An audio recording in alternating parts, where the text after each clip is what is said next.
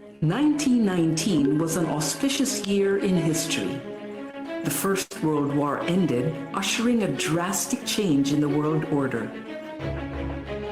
The Philippine Islands had been a U.S. territory for 2 decades and was promised independence under the Jones Law of 1916. Progressive reformers saw the country and its people as a major target for modernization, and education was its main weapon. 7 forward-looking Filipinas came together in 1919 to create a school where young women could gain the knowledge and skills that would make them modern women. Paz Marquez Benitez was the first president of the Philippine Women's College. Jose Abad Santos was its first chairman of the Board of Trustees. Francisca Tirona Benitez was the second president, and with her husband Dean Conrado, guided the school from a house on A. Flores Street to its iconic Taft Avenue campus. In 1932, the college became a university, making PWU the first university for women in Asia founded by Asians. It provided a space where innovations in education flourished, and young people were encouraged to be the best that they could be.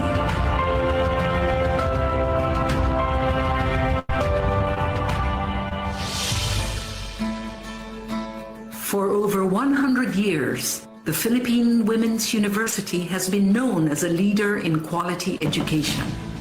In 1934, PWU moved into its main campus on Taft Avenue, and since the 1970s has been co-educational.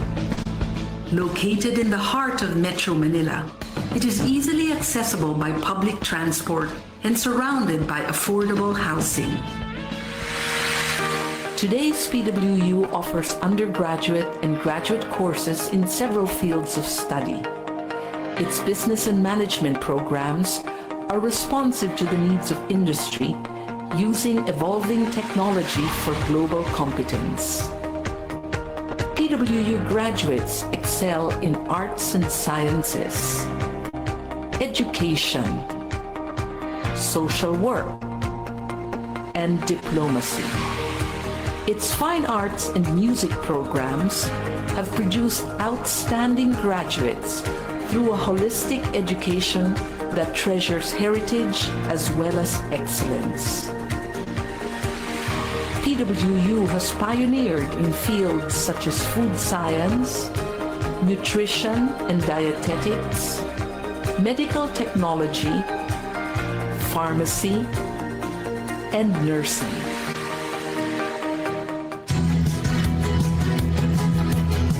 PWU continues to play an essential role in producing graduates who possess the skills that make them competitive in the country and anywhere in the world.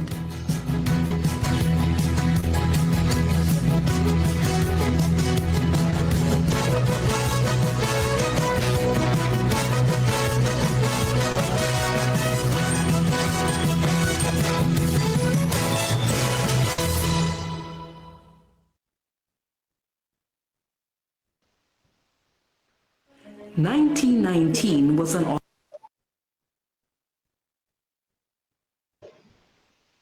Good morning, everyone. This is Karen Christine Reyes, your Master of Ceremony, and welcome to today's PWU webinar series entitled HR Transformation, A Roadmap to the New Normal, organized by the MBA Human Resources class, MBBC-516.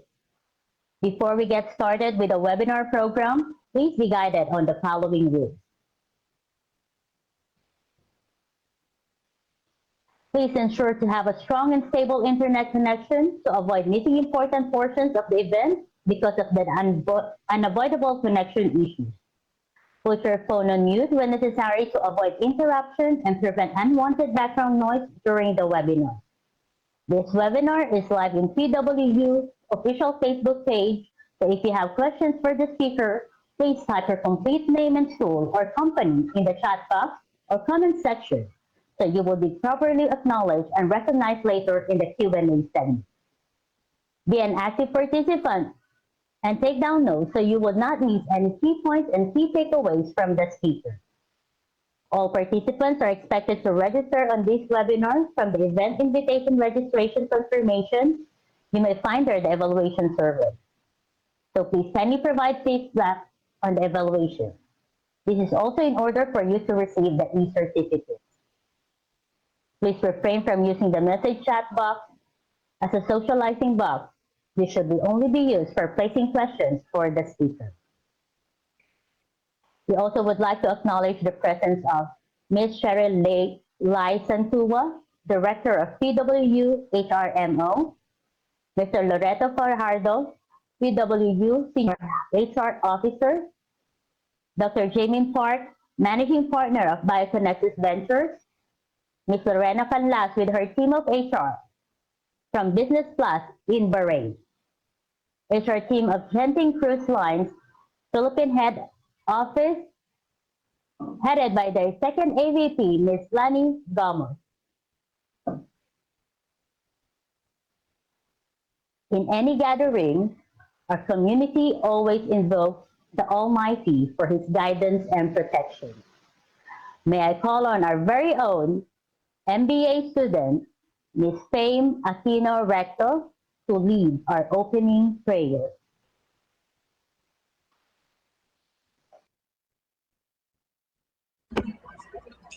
Almighty God, we praise you for this webinar and your purpose for it. May we ask for your blessings and divine providence that this undertaking be successful and effective. We pray that you bless our speaker, that he may fulfill his task responsibly, that the objectives he have set may all be achieved. Guide us and give us wisdom to understand, that we also absorb the invaluable knowledge and experience and put it into practice, what we may learn today. Almighty God, keep us physically safe and bestow love at the forefront of our minds. Amen.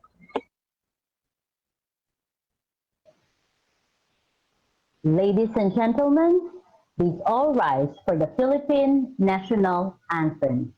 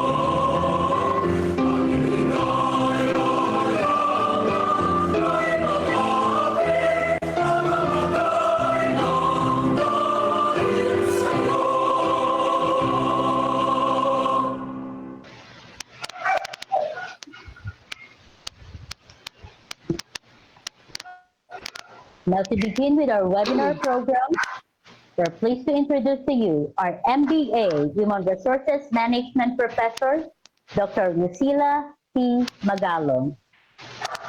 Welcome and good morning, ladies and gentlemen.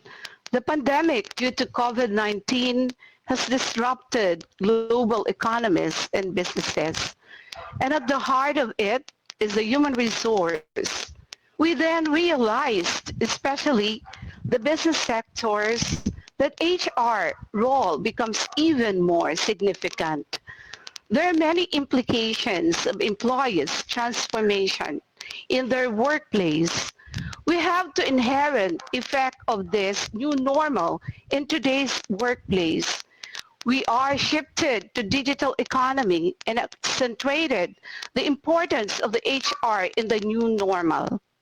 This morning, my class in Human Resource Management conducted this webinar to share with you the effects of this pandemic in human resource in today's new normal. Through this topic of our guest speaker, with the support of our beloved university, Philippine Women's University. We deeply appreciate our University Vice President for Academic Affairs, Dr. Felina Young, for gracing this event. Special thanks to Ms. Vivian Mangajas, our Administrative Executive Assistant of Conrado Benitez Institute for Business Education. Ms. Karen Reyes, our chairman for this webinar, and co-chair Ms. Apple Venezuela. My beloved students, and of course our participants today, thank you for joining. Congratulations, and God bless us. Thank you, Dr. Magalong, for that wonderful and insightful message. And now, to continue our program, I'm proud to present to you our beloved Chancellor SVP for Academic Affairs, Dr. Felina C. Young, to provide an inspirational message.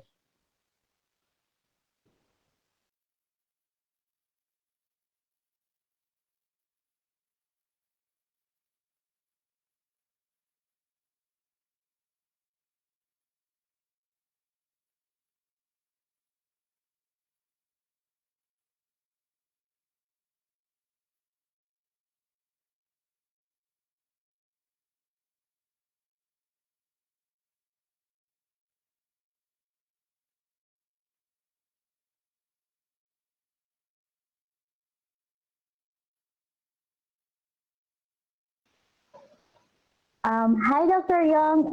I believe your mic is on mute. Can we unmute, please? So, okay, let me start. Okay. Thank you. I would like to express my congratulations to our very own Dr. Lucila Magalong, to our esteemed guest speakers, to the organizers of this forum today who came up with this timely webinar, to Dr. Dumlao, the head of the Technology Integration Team, to Ms. Maha Cabatuando and the entire PWU Media Center, our dear faculty and graduate students, good morning. This international webinar on tourism, hospitality, and business is a very relevant and practical venue for sharing great ideas, significant issues, and compelling challenges. In fact, it is an opportune time to discuss a few of the more contemporary and inevitable outcomes of experiencing the COVID-19 pandemic. From here, we can peruse and study the current implications of human resource management from a variety of perspectives, namely tourism, hospitality, and business. Whether we can consider today as the new normal or otherwise, given the possibility of getting back to the traditional mainstream of managing people when the situation normalizes. There are certain absolutes in people management that are characteristic of the 21st century. Particularly, human resource management has today transformed from a micro perspective to a macro, broader outlook. From small organizations and communities, human resource management has evolved into a more dynamic viewpoint. The paradigm of volatility, uncertainty, and complexity defines management of human resources today. Deduced from this current reality, the global landscape markedly speaks of globalization, and this concept encompasses the actualities of globalized ideas and concepts, globalized products and services, globalized monetary transactions, and lastly, globalized mobility of manpower resources. In relation to people management, HR has inevitably accepted the need to adjust and realign its paradigm of adopting a global outlook in the fields of tourism, hospitality, and business. And this includes a deliberate development of global HR perspectives, emphasis on global HR competency development, management of cross-cultural diversity, adoption of global HR strategies, globalization of HR services, and the promotion of global HR partnerships and linkages. In the deliberate development of global HR perspectives, organizations need to transcend physical and socio-economic bonds, reinforce the concept of competition, if not hyper-competition, and realize that the survival or success of an organization is largely dependent on how it takes into account the external environment. In addition, organizations need to emphasize that productivity is market-driven, and above all, whether these companies have created their competitive advantage. Emphasis on global HR competency development includes enhancing the core and allied competencies of people in the organization. The challenge to possess specific disciplinary competencies and skills is not enough. In fact, the demand is to manifest capabilities and expertise that are globally competitive. And oftentimes, I'd like to create people whom I can describe as a monopoly. In addition, development of people's skills, high performance, and a quality mindset is needed, as well as provisions for knowledge and talent management, career opportunities, and successful planning. In short, the adoption of global HR strategies play a significant role in the success of any organization. Very relevant today is the management of cross-cultural diversity, respect for cultural idiosyncrasies, and a policy of inclusion is a HR global practice, and this includes global acceptance of people regardless of gender and sexual orientation, race, ethnicity, religion, physical and social status. In the internalization of global services, training in the form of seminars and workshops are emphasized, outsourcing of qualified and competitive HR personnel, knowledge of offshore procedures and immigration policies, and ownership of relevant HR operational expertise all play in the so-called HR global equation. Lastly, the popularity of efficient global affiliations and partnerships in terms of sharing international manpower expertise and resources cannot be overlooked. This is how HR has significantly transformed. It is therefore imperative for all our graduate students to imbibe these requisites as they move on and as you move on with your own respective careers, whether they are in business, whether they are in hospitality, and whether they are in business and tourism. Thank you, and a pleasant good morning to everybody. Thank you for that wonderful message, Dr. Young, and thank you for joining us on this special webinar event.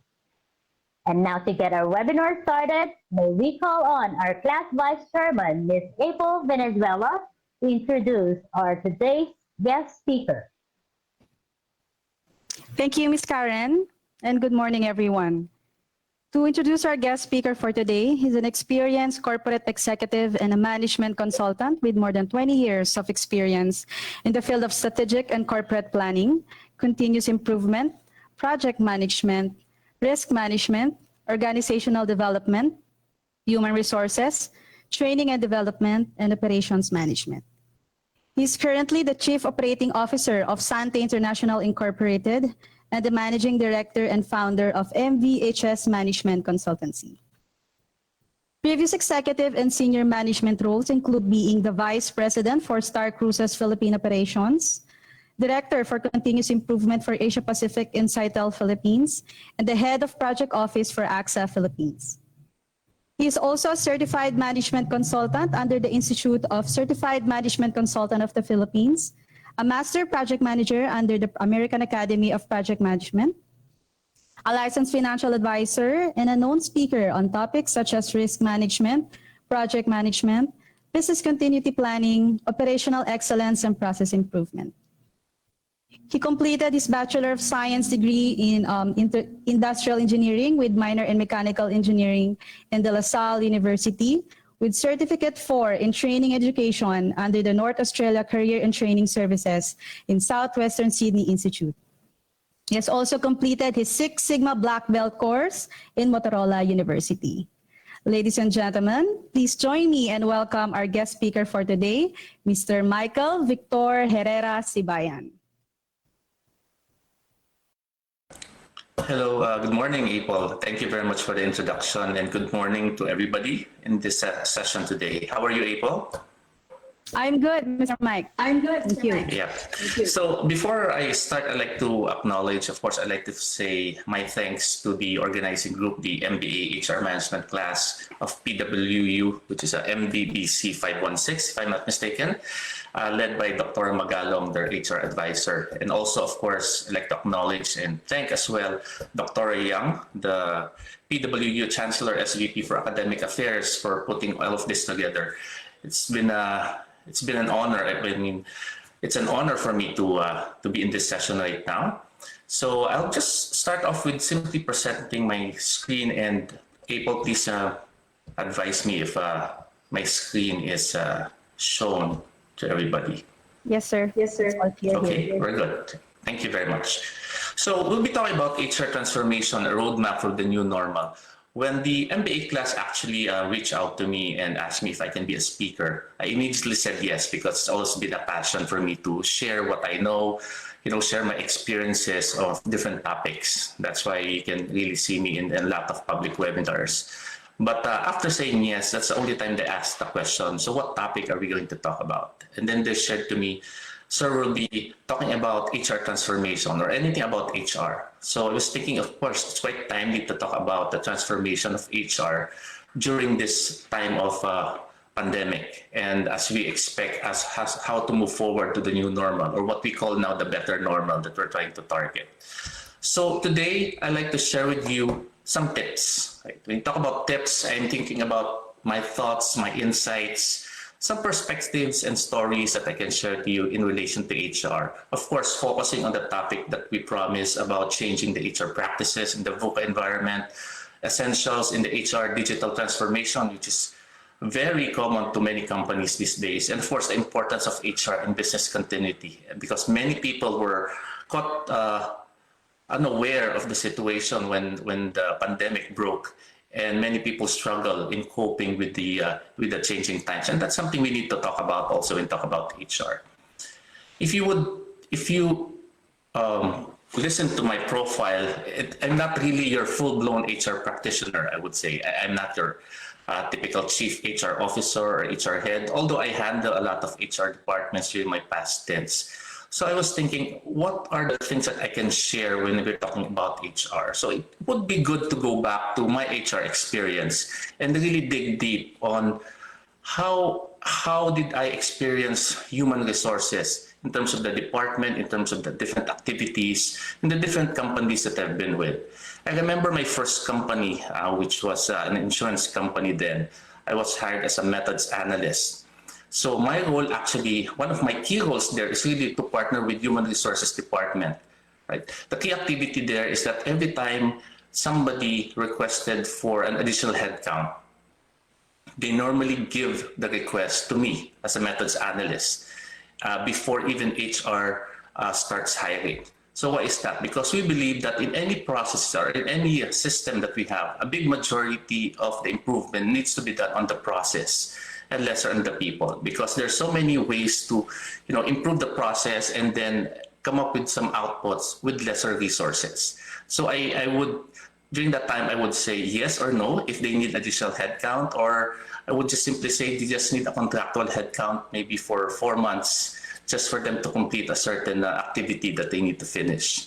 So that's my partnership with HR then, me on the process side and the HR on the people side. From then, I move on to another company, right? This company is now a BPO company, a call center company. So what's my role there? I do continuous improvement, process improvement to be more specific, doing some analytics, looking at the numbers to see how people are performing in terms of productivity and efficiency. And one good thing there as well in terms of my HR, my last project when I stayed there for 5 years, my last project was actually helping HR improve the recruitment process. From there, I get to see how we can again merge data analytics to the HR processes and see how it works.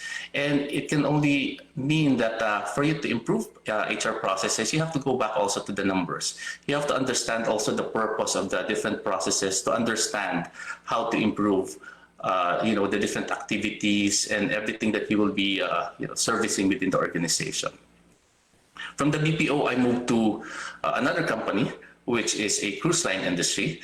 And this cruise lines industry, of course, being the head of Philippine operations, HR was under me supporting the different countries. And one thing I noticed, of course, since it's a cruise industry, we manage more than 40 nationalities, right, in the different cruise ships that we have. And also within the shore operations, we have a different approach as well when it comes to HR. So simply saying that in terms of HR, looking at a different type of industry, different nationality, different demographics, you have a different way also of engaging with them. And that's also one thing that later on I'll be looking into in terms of there's no one-size-fits-all process actually that you can do to help manage the performance and also help manage the behavior of your people. You have to make certain adjustments to ensure that you're actually attacking things the right way for your employees. And then I move on now to this company that I'm currently working with, also as a managing consultant of my own consulting company. There's so many people who are actually seeking for training right now. For improvement, for development, especially for their leaders. In this case, we're looking now at leaders as people managers. We are emphasizing that to them that they are not just keepers of KPIs, pushing for the numbers, but it's also their responsibility to manage their people. And that's something also that we are now embedding in the minds of the companies that we are working with right now. So capturing all of those experiences in the part of human resources. What can we talk about when we're looking at HR transformation? I'll be discussing to you different HR point of views, different HR viewpoints. In the, I can wear my corporate executive hat to share with you a couple of viewpoints when it comes to human resources. Looking at the point of view of a management consultant in looking at the HR requirements, and also as an HR leader and a practitioner, because currently, right now, my division, I handle also HR, and I need to make sure I know the trade as well, so that I can effectively guide the team in order to support the entire business. And of course, I can share to you also my viewpoint as an employee, right? So combining all of this together, I'll be sharing to you in the next 30 minutes how the HR transformation should be in the different point of view of the different customers. So we have to start with reality, right? Reality when we start our HR transformation that we are living in the VUCA world, right? We can always go back to what Peter Drucker mentioned in one of his books, saying that the only thing we know about the future is that it will be different. And this is something that all of us, attested, especially last year when the whole pandemic started, that all of our plans, all of our how we look at the future, how we plan for 2020 and beyond, all of a sudden disappeared, and it's now, we're now in this state of uncertainty on what will happen next year. It's hard for us to plan, to move forward, both on the personal side, on the business side. But one thing good here, once we accept that we are living in the VUCA world, it will be easier for us to come up with a new plan, so that we'll be more resilient, we'll be more ready, I would say, to whatever crisis that may arise in the future. But let's just simply calibrate. What do you mean by a VUCA world, right? VUCA world simply saying that in the state that we are in, the environment is very volatile. It's a sense of uncertainty, complexity, and ambiguity right now in what we are experiencing. And you as HR practitioners, this is something that we have to consider every time you plan out for your department or for the company in general. Being volatile, the environment now demands you to react quickly, right? Because if you don't react quickly, definitely there's a big chance that more issues will arise within the organization that you won't be able to face anymore or to solve anymore. So you have to act fast, because every problem that arises, it will add on if you fail to solve it. Also, in terms of uncertainty, the environment now, and of course being ambiguous, or the ambiguity of the current situation right now, right? Unlike before that we are sure that we are heading this way, we know the road that we're taking. Now the environment is quite unfamiliar, right? And even though we are experts in our own field, at certain point, we need to really continue to study and understand the situation that we are in right now, so that we would know if what we're doing is still the right thing to do, especially for our people. So how do we transform business in the VUCA world, right? So in terms of the VUCA environment, many people actually focuses on business transformation. Right? When you talk about business transformation, I think this is generally in all companies that I've worked with, automatic number one imperative that they're looking at is digital transformation.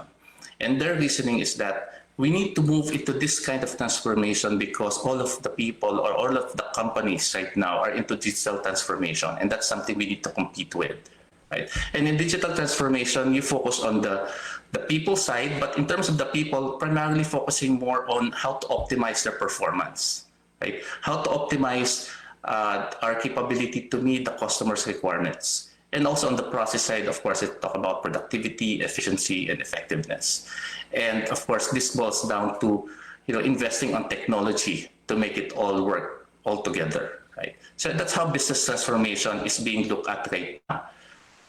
But of course, we have to go back to the basics again if we talk about digital transformation. And this is something that when we talk about HR digital transformation, we have to be very clear on what we want to target. In digital transformation, there's always a misconception about digitization, digitalization, and also digital transformation. These three things are totally different from each other. And you have to be very careful, because there are some times when I meet with HR practitioners and they're telling me that, Mike, we want to embark on an HR digital transformation project or initiative, right? And then when I talk to them, it's not really digital transformation that they want to do. It's simply about digitization or digitalization. So what's the difference? When you talk about digitization, you're just simply shifting from a manual process to an automated or a digital process. It's like before 201 files are in a manual folder, everybody's in paper. Then you want to convert it to something digital, you scan it, and then you put it in a digital folder. That's digitization. Digitalization, however, involves becoming a digital-led organization, an organization that leverages on digital tools, right? So this is where you get to capture the HRIS system, to really to capture all of the process altogether, and also even the document filing, right? And that's digitalization.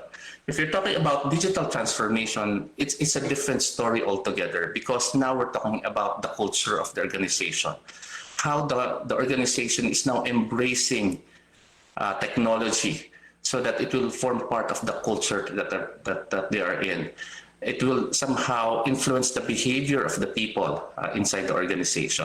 So digital transformation, although primarily people are looking at it more on the technology side of things, but there's a big portion of it to make it effective on the human resources component of it. And later on, as we talk about digital transformation further, you get to see the balance that you need to set between the IT and the HR moving forward. So take note with that, HR transformation is not equal to HR digital transformation. So those are two different things. HR transformation is a process of fundamentally rethinking and rechartering the functions or the departments within the organization under the HR umbrella, right? And this normally includes, your talent acquisition, your recruitment, your training and development, comp and ben, employee engagement, labor relations, of course, and even rewards and recognition. So all of those things, right? When you talk about HR transformation and creating the roadmap for the new normal, you need to rethink and recharter all of these things and try to understand, are all our existing processes, are all our existing, activities, actions, and practices are still relevant to the current situation. Right?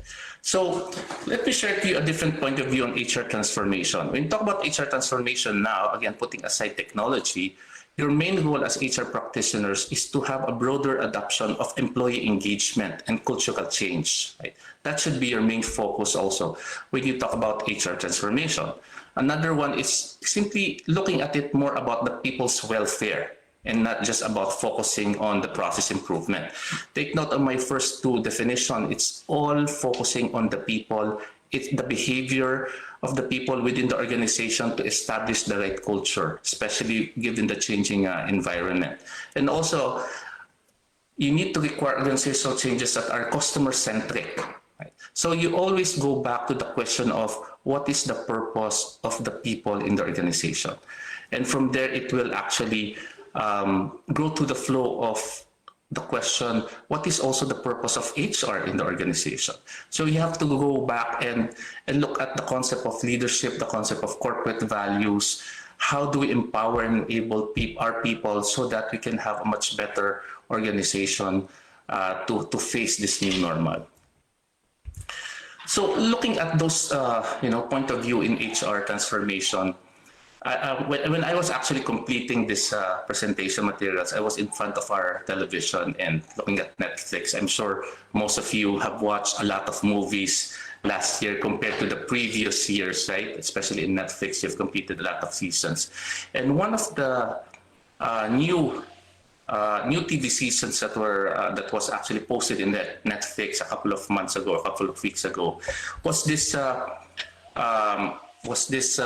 series called New Amsterdam, right? So when I watched this first episode of New Amsterdam, it's actually it's like Grey's Anatomy or any stories around doctors and hotels, right? And hospitals, I mean.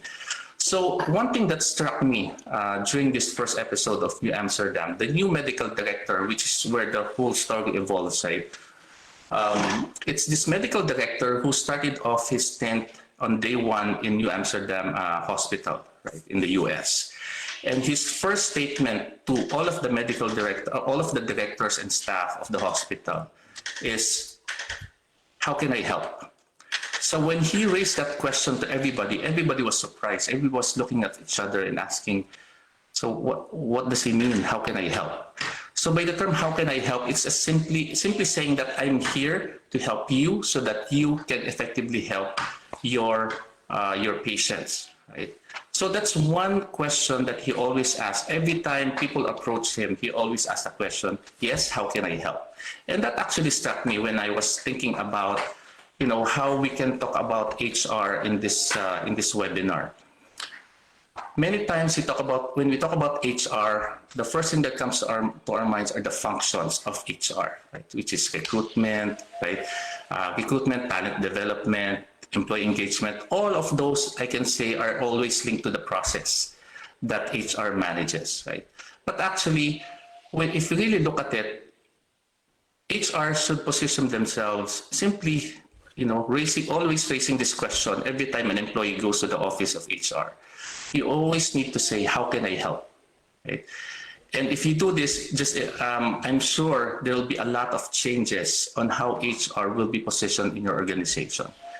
Because this is what actually, now me being an employee, this has always been what the employee wants from our human resources department, right? Assistance, right? Because they always reach out to HR for help and not for a form, not for a process to be trained on, but simply somebody who can help them as they adapt to this current, especially during this current situation. So now in terms of HR transformation, I just want to emphasize that as you plan on to this new normal, right, a new roadmap for this new normal, let's not focus entirely on the process changes that we need to do to adapt. Let's not focus mostly on the technology that we need to implement, right? Especially for this new normal. let us focus more on the quotient rather than the products in the new normal. And that's something that all of us here as HR practitioners needs to start looking into. What do I mean by focusing on quotients? Quotients meaning, of course, starting off with intelligence quotient, right? We all know intelligence quotient is their measure of comprehension on how to solve problems, how to how to deal with the day-to-day requirements of the business, right? The business acumen, our technical capabilities, your analytical capabilities, our problem-solving capabilities, and that is definitely needed. We need to continue to create a roadmap to support the intelligence quotient of our employees so that they can perform better. However, that's not the only thing that we really need to focus on. We have to now focus also on the emotional quotient side of things, right? So EQ is your ability to maintain peace with others, right? So that's why in most companies that I've been with, we always push for, a culture where people really effectively collaborate, right? People need to have a sense of belongingness, right? That's why in terms of employee engagement, it's not just, creating a roadmap of a calendar of activities, but actually coming up with programs to help people be more engaged, employees to be more at peace within their company so that they can work better. Right. So these two combined is very good. However, given the pandemic, given what happened to us starting in 2020, things have changed, right? And HR need not focus only on intelligent quotient and emotional quotient, but another important quotient that HR transformation needs to focus on is adversity quotient. So adversity quotient is our measure, right? A measure of the capability of individual to face the difficulties of life, right? And I'm sure many people or many employees are having difficulty actually adjusting to the current situation. And this is something that HR needs to also help them with, that how to adapt in terms of their mental stress, their psychological stress, together with their emotional stress as well. So adversity quotient is very important. Another quotient that HR transformation needs to focus on is the social quotient. So social quotient is the ability to build a network of friends. Right? I'm sure most of the HR practitioners would agree with me that every time you conduct an employee satisfaction survey, one of the common things that you will always get a perfect score is that I have a friend at work. And every time a person will attest that I have a good friend at work, and that's actually one of the trigger points for a person to really stay and enjoy, their moments with the organization. And that's something very important. And we have to continue to have that avenue to transform HR, to support the organization, to ensure that everybody is, friends with each other so that it will be easier to communicate, it will be easier to collaborate as well. Another one that HR transformation needs to focus on in terms of quotient is the health quotient. Health quotient is a measure used to assess an individual's overall health and awareness of health issues, right? So that's why even your programs, it's not just simply giving them an HMO, but also other programs in the organization to ensure that everybody is healthy, right? Wellness programs should be there as well to ensure that everybody is, healthy, and of course, even though we have sick leaves there, it would be nice to see that sick leaves are not, are not really used most of the time, because that only shows that we are doing our part in making everybody as healthy as possible. Another one is creativity quotient. Right? So creativity quotient is also important because this is a measure of the individual's creative intelligence. We always say that we need inputs from our customers, inputs from our employees for us to improve the business, because they are the frontliners in terms of the different processes. So we also need to establish that venue for them to be creative and have that avenue for them to, have that, sense of being heard in the organization. And lastly, in terms of the quotient, when you start working on your HR transformation, one thing also important is the moral quotient. Especially during this time of pandemic, our values are actually tested. Many people's values were tested during this time of crisis. And same thing happens inside the organization. right? So this is where many people say, right, this is a test of malasakit, right? In Tagalog terms, it's a question of malasakit, right? So how people react to the situation and how they engage themselves in the organization, right? To look at them and how they can help the organization survive rather than, push the organization to give them more money to survive the business.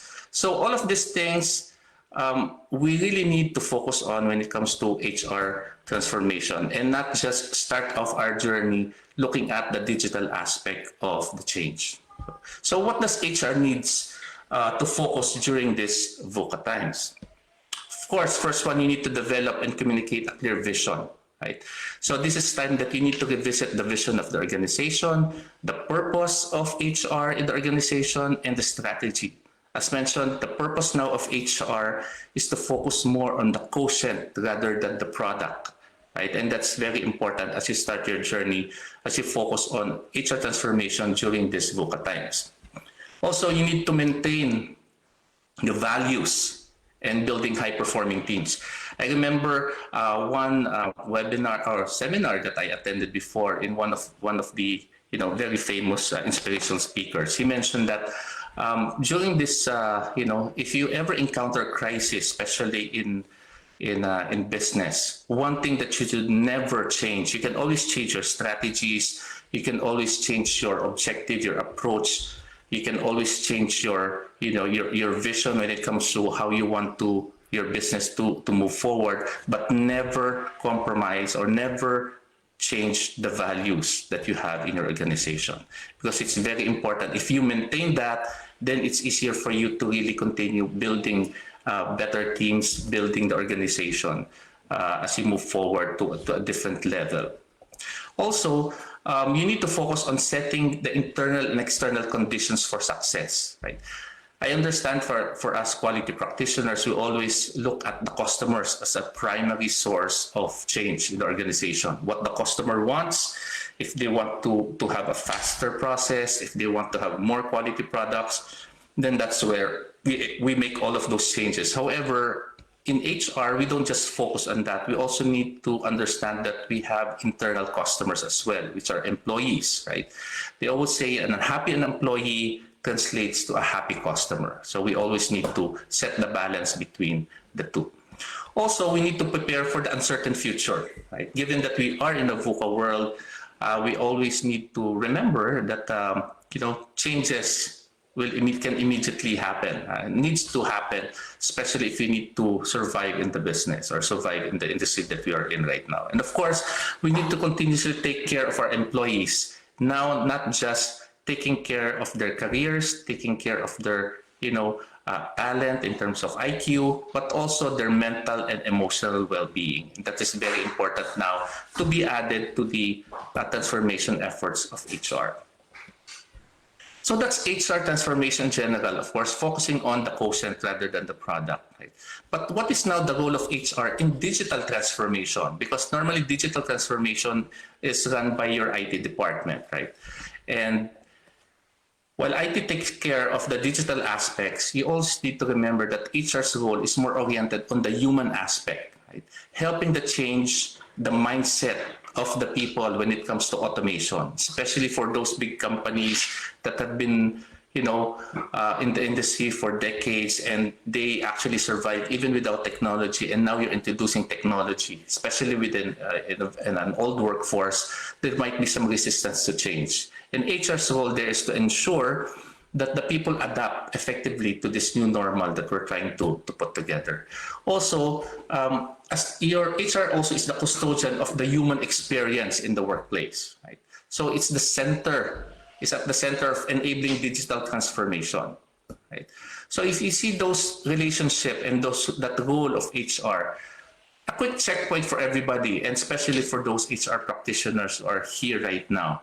I'm sure in your company you have your digital transformation, right, up and running since last year, making sure you adapt to the e-commerce requirements, to social media requirements, and also all of the automation requirements. But the question is your HR department involved in your company's digital transformation efforts?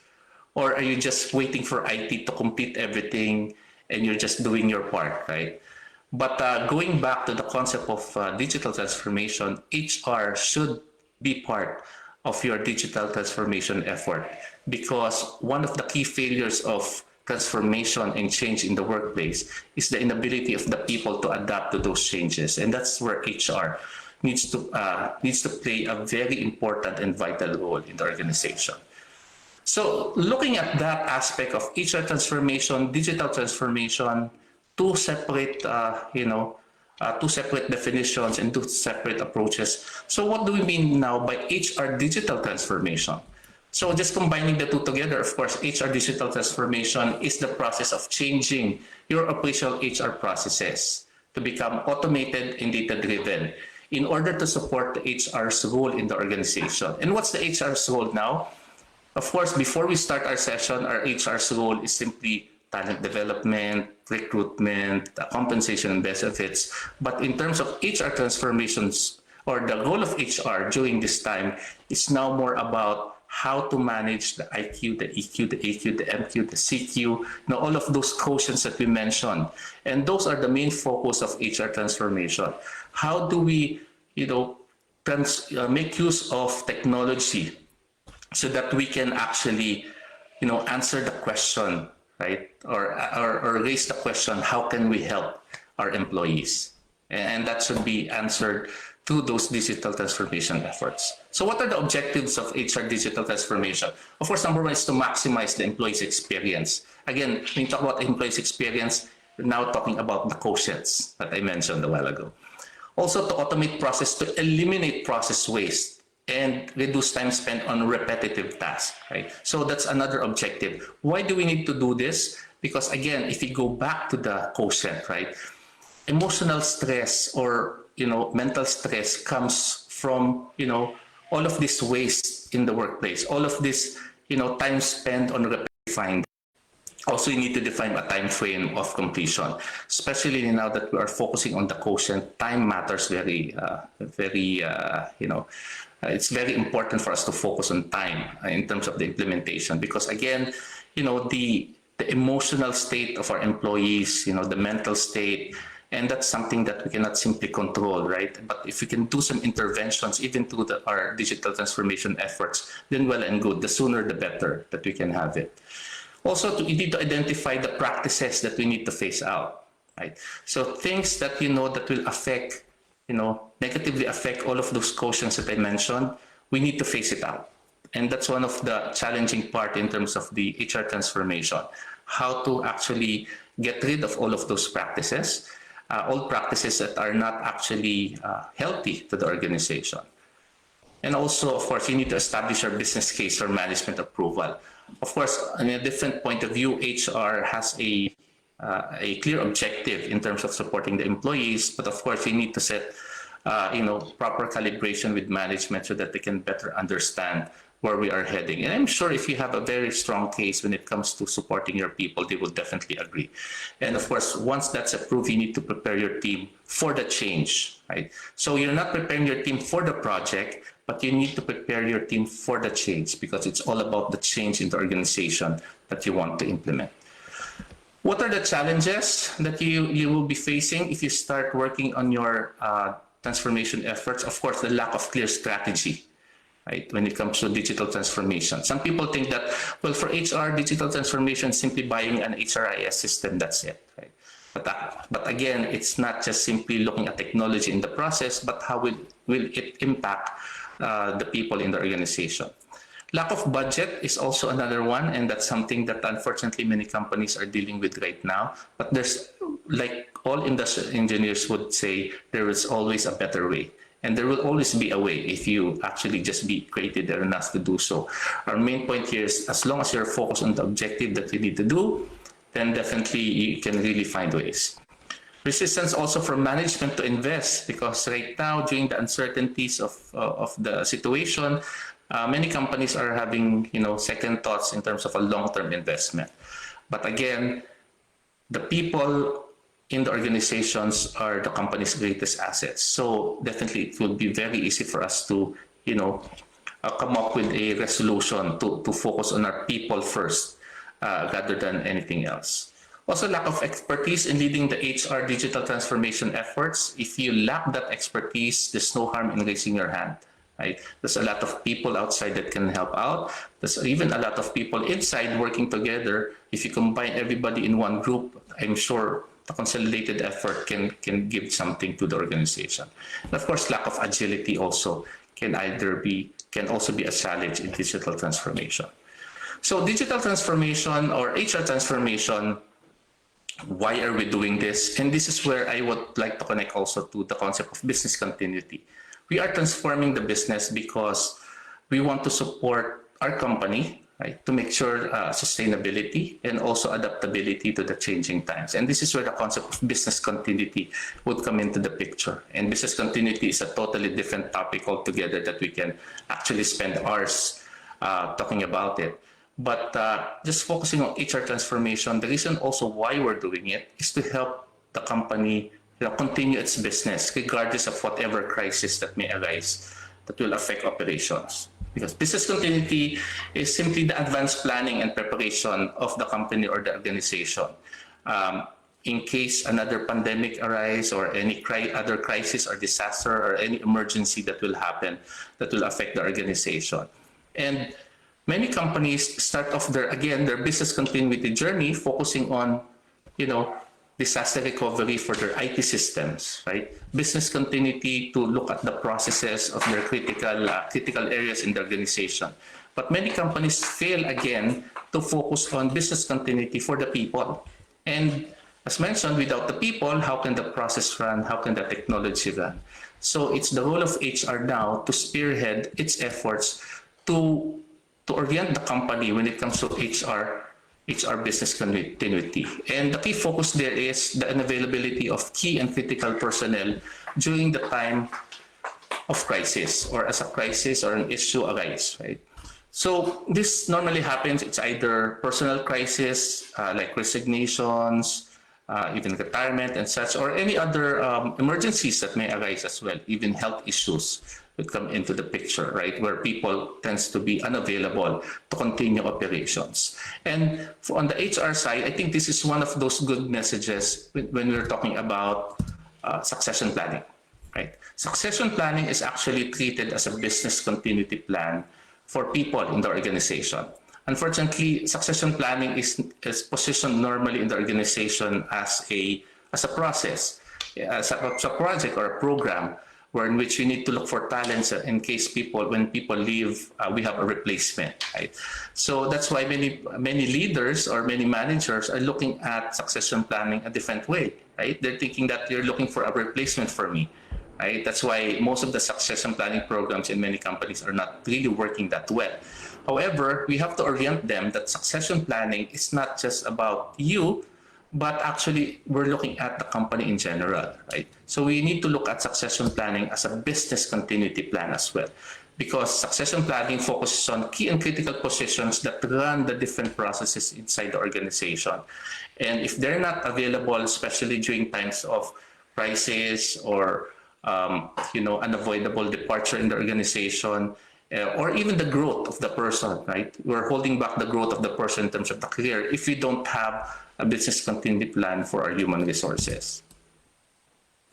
So talking about this, we need to look at the key positions and the critical positions. Again, I'm sure most of you know already when you talk about key positions, these are your CEOs, your division heads, your department heads, right? Those are the key positions in the organization, but there's also what we call critical positions. So critical positions are the people linked to each of your critical processes. They are either a key contributor, they perform a key task, they're quite specialized, right? Like for example, as an IT programmer, if the IT programmer departs the organization, you'll be having a hard time continuing the software that you're developing. Geographical constraints as well. If you have somebody in Singapore or in Hong Kong, you cannot just simply replace them by a Filipino here in the Philippines. It will take some time to do some secondment. So those are the things that you have to consider if you're looking at the people side, all of the demographics and the dynamics around the person and the position. Right? So how do you prepare high potentials to sustain talent requirements? Again, not just talent, but also all of the quotients that I mentioned a while ago. There's a lot, actually. And I won't go to each and every activities here, but simply saying, don't just limit the the support to our employees in terms of growth, in terms of supporting the different quotients that I mentioned, from the IQ to the moral quotient, on training alone, on webinars. And there's a lot of things that you can expose the employee to as you transform the people and the business in general, either to job assignments. You can do shadowing, you can do job enrichment, and even you can even ask them to conduct this type of a session, right? A webinar or a speaker or an instructor in a big audience, so that you get to see the person's confidence and the ability to connect with people. And that's very important, especially for high potentials as they move forward in their career in the organization. So in summary, right, when you talk about HR transformation, it's really more of transforming the people so that we can effectively transform the business, right? So in a nutshell, simply saying that as you start your journey to the new normal and transforming your human resources in your business, right, focus more on the people in terms of, going back to the purpose of HR, asking the question, how can we help the people? And how can we transform our department, the function of HR, in such a way that we will be able to help the people better, help them in terms of their current task, help them in terms of even their personal life, because now it's a question of work-life integration, not just simply work-life balance, right? So work now is always a part of the life of every individual. So that's why the burden on the HR is very big these days, because especially people working from home, all of these things that's happening, and HR's job has been extended not just from the office now to the homes of the people as well. So as a final note or final words for everybody, and this is something quite relevant that I want to leave everybody with this quote. A bird sitting on a tree is never afraid of the branch breaking, because its trust is not in the branch, but in its own wings. So simply saying, our role in HR as we transform the business to this new normal, it's not really strengthening the branches. Our goal is to strengthen the wings of our employees so that everybody is confident, everybody has the capability to stand firm, even though that the thing that they're stepping on, that they're in right now, is volatile, uncertain, complex, and ambiguous. With that, thank you very much, and good morning, everyone. And I hope I shared something that you can actually use in your careers as an HR practitioner, and also in terms of managing your business transformation to this new normal. Thank you and good morning.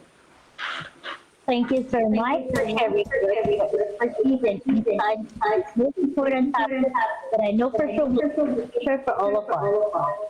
I'm pretty sure we have several questions from our participants to assist us in today's segment. We call on our MBA Mr. Carlos Almonte. Thank you, Ms. Karen, for the introduction, and thank you also to our guest speaker, Mr. Michael Sibayan, for the extensive and informative presentation of our webinar today, which I believe is very essential and timely in ensuring the sustainability of the daily operations of our organization. Welcome to our Q&A segment of our webinar today. We are encouraging everyone to please comment your questions, because our guest speaker is really going to answer all your questions. Don't forget to indicate your full name and the company or school where you belong. And to start the Q&A proper, let me take this opportunity to begin the question. Mr. Sibayan, I have a question po. Sure, go ahead. What is the most essential role of HR when it comes to emotional state of employees during this time of pandemic? Well, that's a very good question, and thank you for that. I think I'm echoing, if I'm not mistaken. So, Carlo, can you put your mic on mute, just so that we won't, have the echo? Yeah, thank you very much. So, in terms of the role of HR when it comes to emotions, I think I'll bank on some some experience that I have. No? Again, I think going back to what I mentioned a while ago, HR should not be looked at as something as a processor or something that is very transactional, right? So HR's role is really to start that connection across the different employees in the organization, right? We need to have that sense of engagement. So if you want to, touch on the emotions of our employees, we need to come up with activities and not just those typical games or, webinars, but really establish an open communication culture in the organization. Right? Unfortunately, some companies that I've been with, it's even though it's HR is the hardest department to knock your doors to, and we have to set the example, right? As HR practitioners, we are the first. I would say door in the office that's always open for everybody, and that actually creates a ripple effect to the different departments as well. That if HR does it, we can easily actually communicate to the different department heads to do the same, to be effective people managers, and that's one of those things also that we need to establish in an organization. Have that mindset for department heads to be people person or to be people managers. The responsibility is not only to ensure that their employees deliver on time, but the support there as well should be very present when it comes to being a mentor, being a coach for everybody. Thank you, Mr. Sibayan, for answering my question. This answer is a very big help to all of us during this time of pandemic. Just a reminder again, you can still submit your questions in the comment section down below, but don't forget to indicate your full name and the company or school where you belong. We will try our very best to accommodate all your questions. And now, let us read the questions of the attendees from the comment section. Here is a question from Miss Eloisa Diaz from Philippine Women's University, and her question is, how do you foresee the readiness of small-scale organization when it comes to HR transformation, sir? Yeah, well, unfortunately, most of the companies that I've worked with, as mentioned, right, in terms of readiness, I do believe there's still a lot of things that needs to be done, because many companies focus primarily on digital transformation. Right? They're focused more on how to, make changes in the business model so that they can adapt to the current situation. And the HR side is always put at the back seat, because they would just expect that people just need to adapt to whatever transformation that we need to do, right?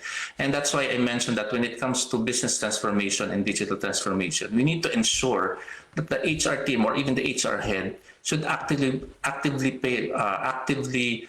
join all of those discussions, because the management needs to realize that all of this transformation, for this to be very effective, HR should be very heavily involved from day one, right? So to answer Eloisa's question, I see that there's a big gap when it comes to the involvement of HR on business transformation these days. And that's something that we really need to change as soon as possible.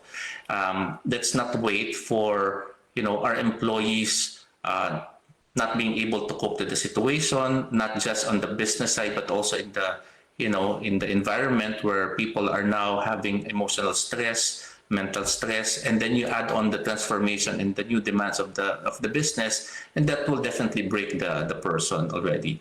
So it's very important that side by side, HR needs, once you heard of a business transformation effort, you need to step up and really be involved. So, because if our focus as HR practitioners is to really help the employees, right, we have to anticipate the help that they need, especially during the time of change. Thank you, Mr. Sibayan, for answering the question of Ms. Eloisa Diaz. I hope that Mr. Sibayan answered your question. Another question is from Crisologo Elejino. And his question is what is your take when it comes to work-life balance in the new normal? Yeah, I'm sure many people will not agree with me. I always focus more on work-life integration rather than work-life balance because let's face it, right?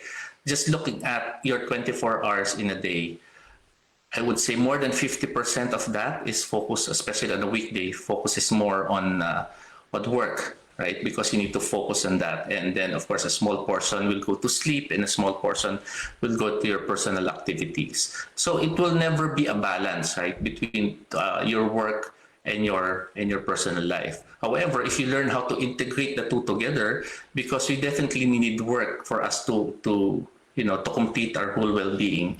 So we really need to focus more on that and how to manage, our day-to-day life, thinking that work is really a part of our daily activities. So that is, I do believe, more important to focus on now. And how do we do that, especially during this time? Of course, having that clear connection, as mentioned, proper communication and collaboration, making sure that even during during working times, we need to establish a very good relationship with our peers, with our employees, so that when they continue to work with us, lesser stress, right, lesser emotional issues, especially with when facing deadlines. We have to promote more on collaboration and teamwork, so that people will feel more comfortable to really accept work as something that is actually part of their life and not something that they want to throw away, every time that 5 o'clock, the time reaches 5 o'clock in the afternoon or 6 o'clock in the evening. I hope I answered the question. A great idea of your answer, Mr. Sibayan. Thank you for that question, Mr. Crisologo, for sending the question. There's a question from Miss Madeleine Delphine from Mapua School of IEEMG. And her question is, how are we going to motivate the HR employees to the digital transformation aside from trainings? Okay, correct me if I'm wrong in the question, because I think the question started with HR employees, right?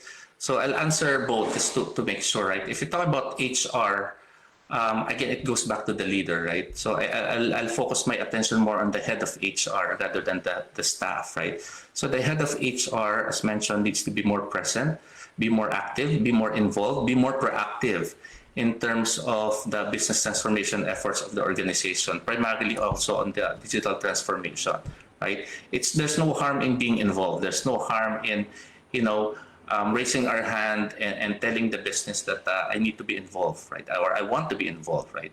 On the HR side, in terms of the staff or even the employees, right? Again, it goes back to the purpose, right? So HR staff needs to understand, again, the new purpose of HR during this time of VUCA, right? Of being volatile, uncertain, and complex and ambiguous, right? Their goal is not just simply now on the transactional side, but now focusing more on the quotient side of their employees, right? So it starts off with that, understanding the new purpose of HR.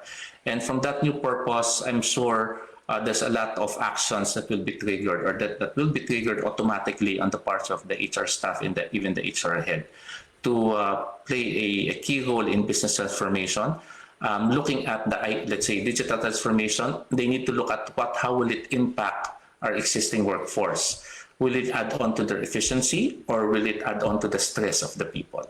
And that's something that on the side that the HR needs to build in terms of an implementation strategy to make sure both objectives are actually met, both on the business side and also on the people side. Thank you, sir, for answering this question. Your answer from this question is essential to us, which can be used during this time of pandemic. Next question, sir, is from Mr. Aldrain S. Roa as an employee of one of the company. His question is, because of this pandemic, most businesses are not making profit and this leads to cost cutting by freeze hiring and utilizing the remaining employees. As an HR, how can you make sure that all of your talents are not being overworked so that the company would survive?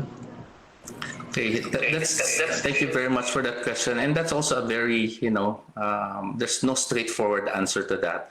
If I were to wear my industrial engineering hat or a Six Sigma black belt hat now, given that freeze hiring of people, given that I don't have control anymore in terms of the quantity of the people and even, the output of the people as well. I will now focus on the process. I think this is where the concept of digital transformation will come in very handy as an investment. And if you don't have the budget for digital transformation, you can always go back to the basic process improvement, right? Process improvement meaning you have to go back and check.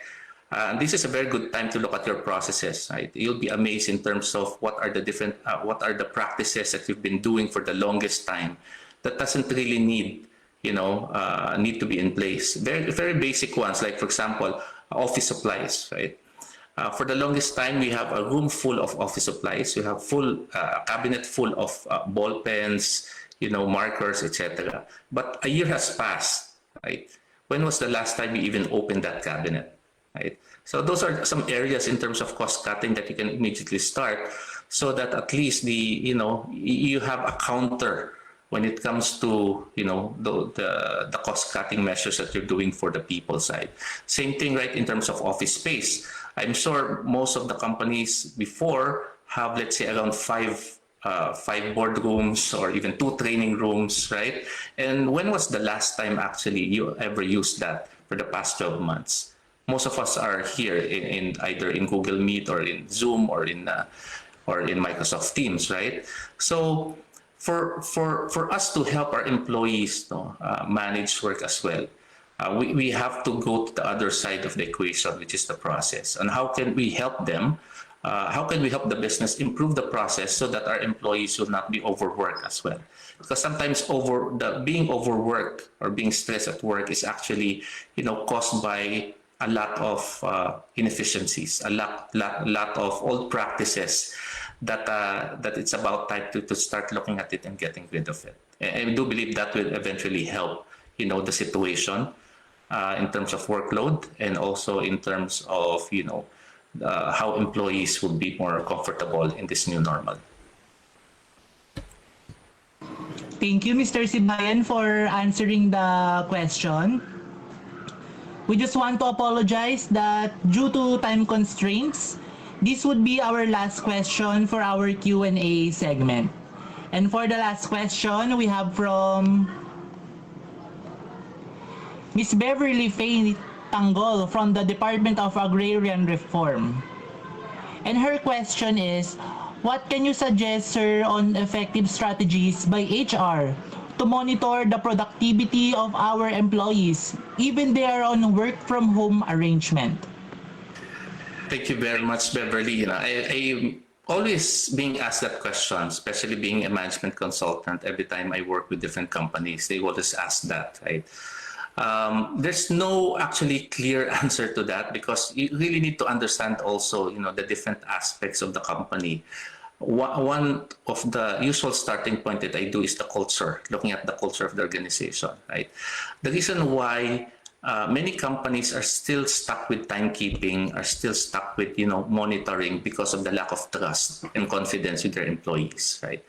But for some organizations, I'm sure you would know that there are a couple of organizations in the US or in the global landscape, they don't measure timekeeping. They're focused more on the productivity or the output of the person.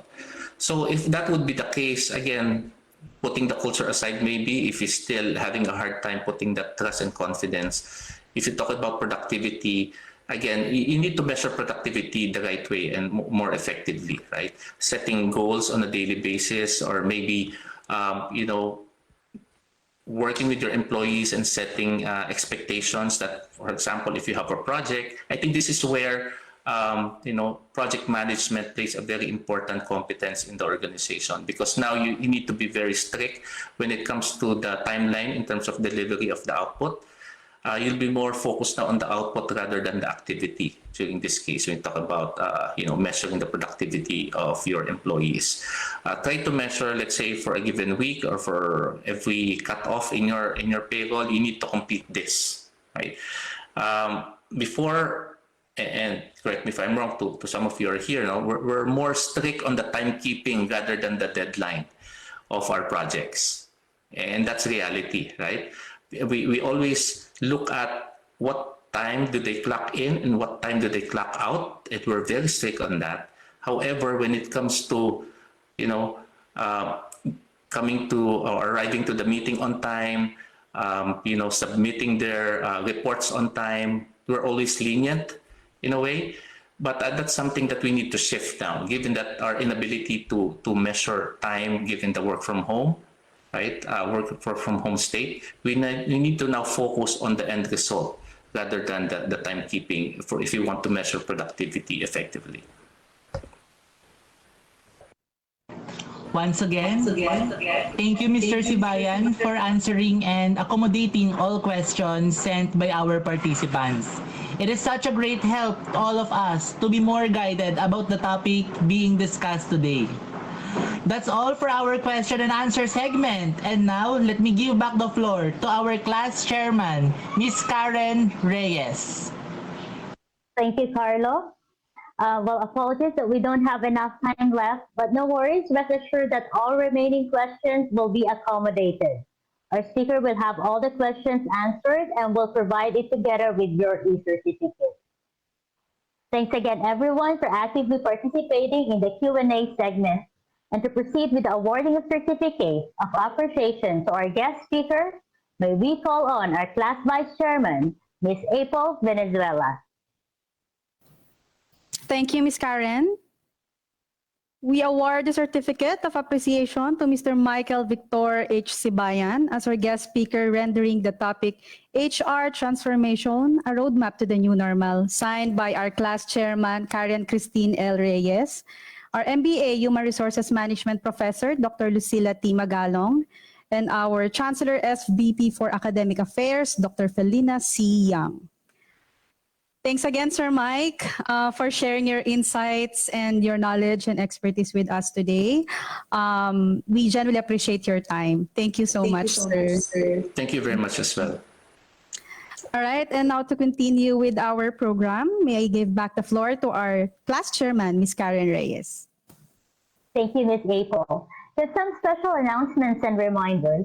Again, all certificates will only be provided to all attendees of this webinar who successfully submitted the evaluation form. Please scan the QR code or use the link flashing on the screen to take the evaluation. Your honest answer will be greatly appreciated. Please be reminded that the evaluation will be closed at 12 noon today. So make sure to fill up the form before it ends. The completion of such will also be served as a reference for certificate generation and issuance. We would like to acknowledge the participants from DSWD, Annex Builders and Ready Mix Corporation, Bataan Peninsula State University, Johnson & Johnson, Gordon College, Iloilo Amang Rodriguez Institute of Science and Technology, Philippine Women's University, UP Clark, Bureau of Learning Resources, Pag-ibig Fund, Sante International Inc., Asia-wide Negrens Construction Corporation, Shopee PH, Polyfoam RGC International Corporation, Logisticus Inc., Motec, Vulcan State University, East West Banking Corporation, Ilocos Sur Polytechnic State College, KPMG Philippines, Watson's Personal Care Store Inc., Philippines, Tag Protection Group Company, and we also have a lot of professors from different schools. Actually, we have a lot of companies who joined us today and even schools. It's just that we don't have much enough time to mention everyone. So anyways, thank you. All right. So this concludes our webinar event for today. Again, thank you and congratulations to all the MBA Human Resources Management Class, MBBC-516 Committee, to Dr. Magalong for your continuous guidance, to Dr. Young for honoring us with your presence and support, to PWU Media Center team for helping us in ensuring we have a smooth live facilitation and broadcast today, and to Ms. Vivian for assisting us tirelessly to successfully facilitate this wonderful event. I hope everyone was able to learn the value of adaptation to the new normal and how we can do it effectively by applying all the learnings imparted to us by our guest speaker, Mr. Michael Sibayan. To formally end our event, let's all sing the PWU hymn with the pride and dignity. Again, this is Karen Christine Reyes, your Master of Ceremonies. It's been a pleasure being with you all today. Stay safe. Thanks everyone and enjoy the rest of the day.